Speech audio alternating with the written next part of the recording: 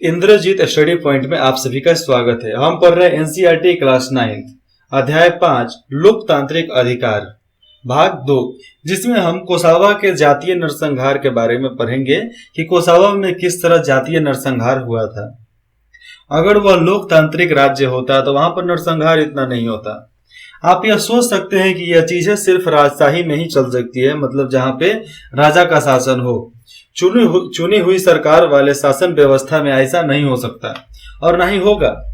पर कोसावा की इस कथा पर गौर कीजिए। कोसावा पुराने यूगोस्लाविया का एक प्रांत था। यूगोस्लाविया एक देश था, उसका छोटा सा राज्य था कोसोवो। कोसावा ही बोलते थे उसको, लेकिन कोसोवो उसका पूरा अच्छा सा नाम था। कोसोवो पुराने यूगोस्लाविया का एक प्रांत था जो अब टूटकर अलग राष्ट्र बन गया है। इस प्रदेश में अल्बानिया लोगों की संख्या बहुत ज्यादा थी। अल्बानिया लोग बहुत ज्यादा थे, पर पूरे देश के लिहाज से सर्व लोग की बहुत संख्यक थे। वहां पर सर्व लोग जो थे वो बहुत कम थे। उग्र सर्व राष्ट्रीयवाद के भक्त, जो सर्व राष्ट्रीयवाद के जो भक्त थे, उनका नाम था मिलोसेविक। मिलोसेविक ने यहाँ के चुनाव में जीत हासिल की। उनकी सरकार ने कोसोवो के अल्बानिया लोगों के प्रति बहुत ही कठोर व्यवहार किया।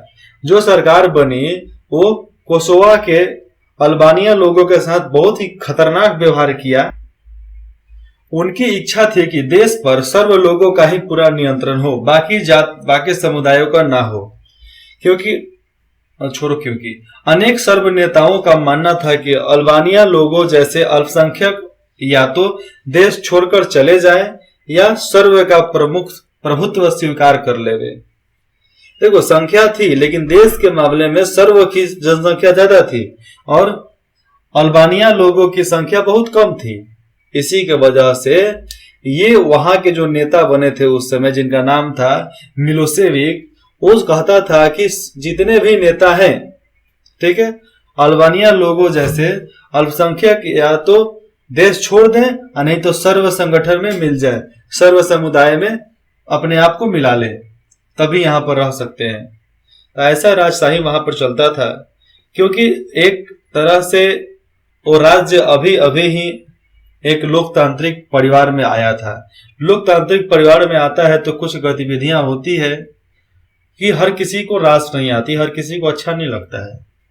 नया नया परिवार होता है तो कुछ लोग इधर नाक फुलाते हैं, कुछ लोग उधर नाक फुलाते हैं। कुछ लोग को टिंडे की सब्जी चाहिए तो कुछ लोग को भिंडी की सब्जी चाहिए। इस तरह होता है, थोड़ी मोड़ी नोकझोंक तो परिवार में होते रहती है। तो ये देश की बात है, तो वहां पर नोकझोंक नहीं होती है, सीधे तलवार भाला बर्छी निकलता है, उसके अलावा तो कुछ नहीं। और पहले के लोग लंबा लंबा हथियार रखते थे। कोसोवो के एक शहर में अप्रैल 1999 में एक अल्बानिया परिवार के साथ कुछ ऐसी घटना हुई। अब सुनिए कि अल्बानिया परिवार के लोगों के साथ कैसी घटना हुई थी। 74 वर्षीय बतीसा होक्सा अपनी रसोई में अपने 77 वर्षीय पति इजेत के साथ बैठी आग ताप रही थी। मतलब 74 साल की एक महिला जिनका नाम था बतीसा होक्सा, वो अपने किचन में, रसोई घर में अपने 77 वर्षीय पति के साथ बैठकर आग ताप रही थी। उन्होंने विस्फोट की आवाज सुनी, पर उनको यह एहसास नहीं हुआ था कि सर्बिया की फौज शहर में घुस आई है। तभी उनका दरवाजा खोलकर 5-6 सैनिक दनादन अंदर आते गए। अंदर आकर पूछा, बच्चे कहाँ हैं? अब उनको लगा भाई बच्चा किडनैप करने आया है। उन्होंने पूछा, बच्चे कहाँ हैं? तबीसा याद करती है वो बात। उन्होंने एजेत की छाती में, जब बतीसा याद करती है कि बच्चे कहाँ हैं, तब तक उन्होंने एजेत के छाती में 3 गोली दाग दी, 3 गोली मार दिया। उसके सामने उसके पति की मौत हो गई और सैनिकों ने उसकी उंगली से शादी की अंगूठी उतार ली और उसे भाग जाने को कहा। अभी तक बतीसा घर के दरवाजे पार भी नहीं की थी, तब तक उनके घर में आग लगा दिया गया था। वह बरसात में बेघर होकर सड़क पर खड़ी थी। उसके पास न ही मकान था, न ही पैसा था, न ही पति था, और न ही शरीर पर पहनने को जो कपड़ा पहनी थी उसके अलावा कोई चीज उसके पास नहीं था। समाचारों में आई यह कथा उन हजारों अल्बानिया लोगों के साथ हुई बर्ताव में से एक की सच्चाई बताती है। अल्बानिया लोगों में से किसी एक की सच्चाई, जिसका नाम था बतीसा, तो उसकी सच्चाई हर किसी के सामने आता है अखबारों के माध्यम से। और याद रखिए कि यह नरसंहार उस देश की अपनी ही सेना एक ऐसे नेता के निर्देश पर कर रही थी जो लोकतांत्रिक चुनाव में जीत कर सत्ता में आया था। जो मतलब जिसको लोग जिता कर भेजे थे वही उनके लिए काल बन गया। वैसे लोगों को भी चौराहे पर बैठ के तोप के गोला से उड़ाना चाहिए, नहीं तो सूली पर बैठाना चाहिए। जातीय पूर्वाग्रह के चलते हाल के वर्षों में जो सबसे बड़े नरसंहार हुए हैं उनमें यह संभवतः सबसे भयंकर था, सबसे खतरनाक नरसंहार था। आखिरकार कई और देशों ने जब दखल दिया तब जाकर यह काम थमा और उसको हटाकर मिलोसेविक की सत्ता गई। सब लोग आए, मिलोसेविक की सत्ता गई और बाद में अंतर्राष्ट्रीय न्यायालय में उन पर मानवता के खिलाफ अपराध का मुकदमा चला और मिलोसेविक के खिलाफ एक मुकदमा दायर हुआ। जो वो काम किए थे मानवता के खिलाफ उन पर मुकदमा चला और बाद में उनको फांसी पर लटका दिया गया। ढेर तो अति कैला, जाओ, हो गया तुम्हारा अति का काम खत्म। तो फिर वहां पर अंतर्राष्ट्रीय न्यायालय के तरफ से वहां पर फिर से चुनाव कराया गया और किसी दूसरे को प्रधानमंत्री चाहे वहां का नेता बना दिया गया। यह है जो आपको करके देखना है। अधिकारवहीन जीवन के, जिसके पास अधिकार नहीं होता है, उनके जीवन के इन तीनों मामलों में से मिलते जुलते उदाहरण भारत से भी दें। ये उदाहरण निम्नलिखित में से हो सकते हैं। पुलिस हिरासत में हिंसा की अखबारी खबरें। पुलिस प्रशासन जब कुछ करती है, चाहे पुलिस हिरासत में अगर थूरा जाता है, किसी को पीटा जा रहा है, तो उसके खबर अखबार के माध्यम से नहीं तो मीडिया के माध्यम से ही आता है। बाकी आप पढ़ कर समझो, क्योंकि ये उतना समझाने वाला नहीं है। कहाँ पहुंचे, क्या समझे, जिसके बारे में आपको खुद से बताना है। अब दूसरा का टॉपिक है लोकतंत्र में अधिकार, कि लोकतंत्र में क्या क्या अधिकार होता है। हमने ऊपर अभी क्या पढ़ा? अधिकारों के बिना जीवन, गुआंतनामो बे का जेल, सऊदी अरब में नागरिक अधिकार और कोसोवा में जातीय नरसंहार। अब हम पढ़ेंगे लोकतंत्र में अधिकार क्या क्या होते हैं, किसका कितना अधिकार होता है। हमने पहले जिन उदाहरणों का जिक्र किया है ऊपर, उन सब पर विचार कीजिए। हर उदाहरण में जिसे स्पष्ट हुआ है, जो भी उदाहरण पढ़े उसमें स्पष्ट हो गया है कि उसके बारे में सोचिए। और उसके बारे में आप सोचिए, गुआंतनामो बे के कैदियों के बारे में सोचिए, सऊदी अरब के औरतों और कोसावा के अल्बानिया लोगों और भारत में 1984 तथा 2002 के दंगे का शिकार हुए लोगों के बारे में सोचिए। सोचो कि गुआंतनामो बे के कैदियों के साथ क्या हालात हुई होगी, सऊदी अरब में औरतों के साथ क्या हुआ, कोसावो में वहां के लोगों के साथ क्या किया गया, जो अल्पसंख्यक अल्बानिय लोग थे उनके साथ क्या हुआ। याद करो, जब भारत में 1984 और 2002 में जब गुजरात और दिल्ली में दंगा हुआ था तो कितने लोग मारे गए थे। सबसे ज्यादा गुजरात में मुसलमान को काटा गया, सिख को काटा गया, बहुत सारे हिंदू भी मारे गए। 2002 में भी यही हालात था, दिल्ली, गुजरात ये सब जल रहे थे, बिहार, झारखंड, बंगाल। 1984 में भी बिहार में हुआ था। और चले जाओ अब बंगाल में, झारखंड में, ओडिशा में, छत्तीसगढ़ में, हैदराबाद में, ये सब जगह दंगा भड़का था, लेकिन बड़े पैमाने पर नहीं था। बड़े पैमाने पर था दिल्ली और गुजरात, महाराष्ट्र का। ये सब क्यों हुआ? औपनिवेशिक शासन का भी मैं बता दूं तो जालियांवाला बाग हर किसी को याद होगा, जो हजारों आदमी को एक स्टेडियम जैसे गोलाकार क्षेत्र में गोलियों से भून दिया गया था। इतना गोली मारा गया कि आज भी वो जमीन लाले लाल हो गया है, आज भी वो जमीन लाल दिखाई देगा आपको। वो जिस कुएं में लोग कूद कर बचना चाहते थे उसमें तोप का गोला डाल दिया गया, उसमें गोली इतना मारा गया कि उसमें से एक भी लोग जिंदा नहीं वापस आए थे। तो ये नरसंहार से बड़ा नरसंहार कोई नहीं हो सकता है। बाकी तो ये दंगे हो सकते हैं ना, लेकिन वो अफसर जो था वो डायरेक्ट तोप का गोला तोप लेकर ही सामने खड़ा हो गया और बाकी कमांडर को आदेश दिया, शूट हिम, मारो गोली, हम देखते हैं क्या हो रहा है। और वैसे हजारों लोगों को मार दिया गया। करीबन आंकड़ा बताया जाता है कि 26,000 लोगों से ज्यादा की मौत हुई थी, लेकिन उतने बड़े एरिया में 26,000 लोग ही होंगे? बहुत लोग थे, जिनकी गिनती उस समय के रिकॉर्ड के हिसाब से ज्यादा है। अभी मतलब किसी भी एरिया में कभी मौत होती है कभी किसी कांड के वजह से, तो लोग लाश को जला देते हैं कि सरकार पूछेगी, हम क्या जवाब देंगे, हमको मुआवजा नहीं मिलेगा, हमारा परिवार जेल जाएगा। लोग धमका देते हैं, डरवा देते हैं, इसके वजह से वो डर जाते हैं। नहीं तो लोग अगर डरना बंद कर दें तो मुट्ठी भर सिपाही, मुट्ठी भर नेता क्या कर लेगा? कुछ नहीं करेगा। जब भी देश का जनता उठा है, ऐसे नेताओं को खदेड़ खदेड़ कर मारा है, चाहे बिल्डिंग में मारे, चाहे रोड पर दौरा दौरा कर मारे। अगर आप उनकी जगह होते तो आपके मन में क्या विचार आते?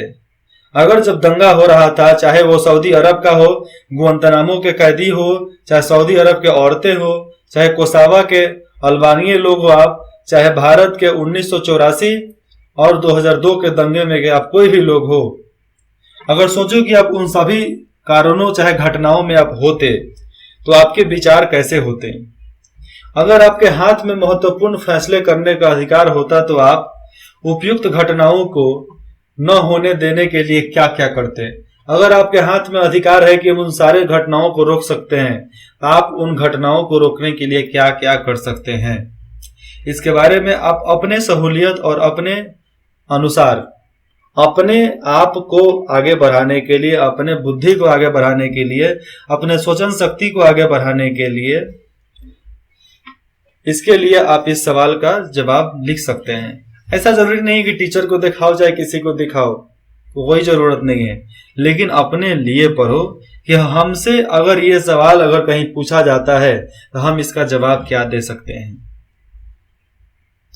शायद आप एक ऐसी व्यवस्था बनाना चाहेंगे जिसमें लोगों की सुरक्षा, उनके सम्मान का ख्याल और सम्मान अवसर जरूर हो। देखो, यहाँ पर आप कुछ भी करोगे तो 2 ही 3 काम कर सकते हो। लोगों की सुरक्षा कर सकते हो, हर लोगों के सम्मान इज्जत की ख्याल कर सकते हो, या समान अवसर, एक समान अवसर को आप वहां पर बना सकते हो कि हर लोग अपने आप को सुरक्षित महसूस करे।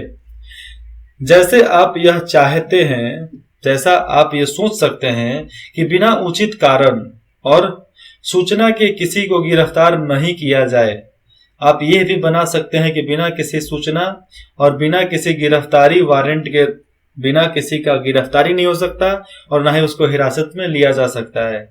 अगर किसी को गिरफ्तार किया जाता है तो उसे अपना पक्ष रखने और उनके अपने आप को निर्दोष साबित करने का पर्याप्त अवसर मिले, तभी ये न्याय हुआ। नहीं तो ये न्याय नहीं होता है, ये शोषण होता है, एक दूसरे का शोषण किया जाता है। इस तरह आप इस बात पर सहमत हो सकते हैं कि ऐसा भरोसा सभी चीजों पर लागू नहीं हो सकता। आप सब जानते हैं कि ऐसा कानून हर किसी पर लागू हो ही नहीं सकता, चाहे आप सहमत हो तो भी नहीं हो सकता। हम हर किसी से जिन चीजों की मांग करते हैं या जिन बातों की उम्मीद करते हैं, उनमें हमें तरक्की नजरिया अपनाना चाहिए, क्योंकि उसे यह चीजें सबको उपलब्ध करानी है। हम जिससे भी कुछ मांगते हैं उसको भी सोचना पड़ता है कि हम एक को देंगे तो एक बचा रह जाएगा, इसलिए उसको हर किसी को बराबर का दर्जा देना पड़ता है। क्लास में एक सुंदर लड़की रहती है, मरने वाले कितने लड़के रहते हैं? 5 से 6। अगर लड़की किसी एक को बोल देवे, ओहो बेबी आई लव यू, तो बाकी सब तो अपने में कट कर मर जाएगा। लड़की को पता नहीं कि भाभी किसकी हो गई हो। तो ऐसे स्थिति से बचो, क्योंकि उसको भी सोचना रहता है कि भैया जब 5 से मिल रहा है तो एक को काहे को हो जाओ, 5 का रहो, पंचालीन बन जाओ। ऐसे भी हमारे इतिहास में पंचालीन का बहुत बड़ा बड़ा महारथ वाला महाभारत की कहानी हिले है, वो भी एक महारत हासिल है। पंचालीन की कहानी हर कोई जानता है, तो वैसे भी मजा है। पर आप इस बात पर जोर दे सकते हैं कि आश्वासन सिर्फ कागजों में ही न हो, आप ये बात बोल सकते हैं कि जो हम कानून पास करते हैं वह सिर्फ कागज में ही ना रहे, उन पर अमल भी किया जाए। जो लोग ऐसा न करें उनको सजा भी दे, उनको सजा भी मिले, ऐसे व्यवस्था को आपको लागू करना पड़ेगा।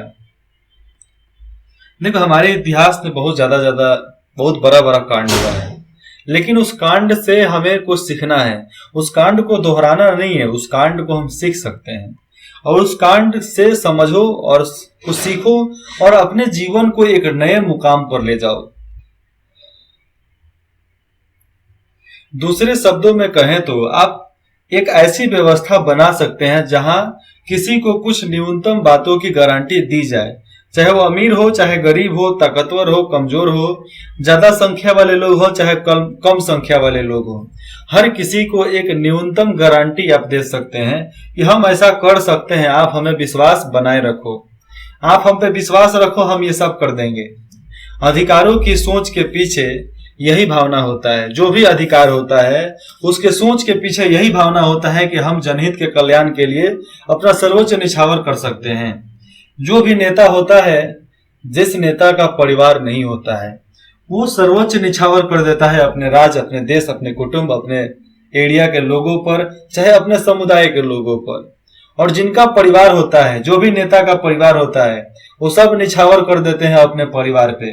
सारा परिवार ही सब काम करेगा, परिवार ही डकैती करेगा, परिवार ही लुटेर बनेगा और फिर परिवार में से ही कोई एक आदमी सिपाही बनेगा। मतलब पूरा के पूरा चालबाज, पूरा के पूरा झोल। तो ऐसा चलता है। अधिकार है भैया सब किसी का। हर लड़के का मानव अधिकार है, हर लड़की का मानव अधिकार है कि उसको अपने ढंग से जीना चाहिए। पूरा महाभारत हो गया, रामायण हो गया, महाभारत ही बात कर देते हैं। चीरहरण की कहानी सब किसी को पता है। एक वस्त्र उतारने के लिए महाभारत हो गया था।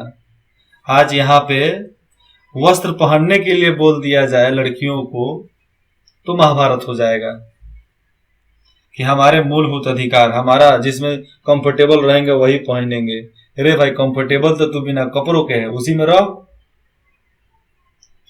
इसके अगले भाग में पढ़ेंगे अधिकार क्या है, हर किसी के अधिकार क्या होते हैं। एक बच्चा है तो उसका अधिकार क्या है, एक बच्ची है तो उसका अधिकार क्या है, एक बुजुर्ग है तो उनका अधिकार, जवान है तो उनका अधिकार, जो लड़की अभी शादी हुआ है उनका अधिकार क्या है, और वृद्धा हो जाने के बाद जब मां बनती है तब उनका अधिकार क्या क्या होता है। इसके बारे में हम अगले भाग में बताते हैं। इंद्रजीत स्टडी पॉइंट में जुड़ने के लिए आप सभी का बहुत बहुत धन्यवाद। अगर आप सभी को कुछ भी डाउट हो तो आप कमेंट करके बता सकते हैं, अन्यथा आप फीडबैक देना कि आपको कैसे, कौन कौन सब्जेक्ट आपको चाहिए।